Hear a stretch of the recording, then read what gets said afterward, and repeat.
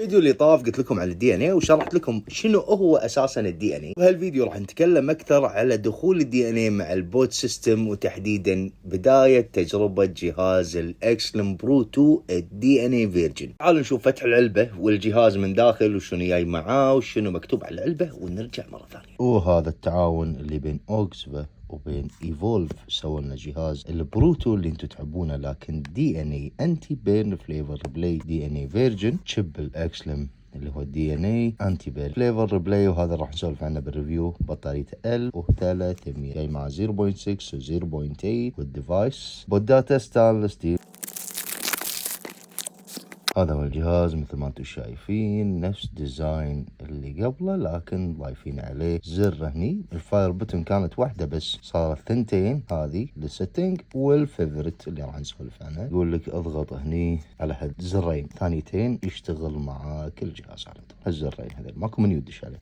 طبعا خاصية هاللون انه يتجمع الاضاءة وبعدين راح يعطيك في الظلمة طقات خضر، راح نشوفها بالريفيو هذه بعد. وهذا الاير فلو، وهذا البود الستانلس ستيل، هذا بود 0.6 اللي راكب عليه. جنية معاه داخل، هذا 0.8 ستانلس ستيل.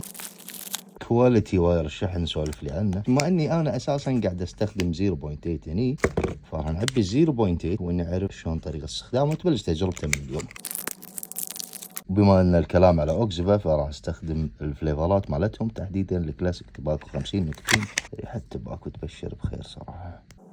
انتي بيرن اعطاني مباشرة 18 واط. يلا نصعد فوق. ويا هلا بالاكسلانس. نلاحظ بالجهاز هذا اللي حطوا فيه تشيب الدي ان اي استخدموا معاه بودات كويلها ستانلس ستيل، والسبب في استخدامهم الستانلس ستيل يحتر على البطيء ويبرد على البطيء، وعادة ما يستخدم بالاجهزة اللي فيها تمبرتشر كنترول اللي هو التحكم بالحرارة. يعني مو عبط كذي ستانلس ستيل او ها يلا سوينا فير جديد ستانلس ستيل، لا ستانلس ستيل لا مغزني مع جهاز الدي ان اي. حطه 18 واط، سحبته السحبة ابي حر.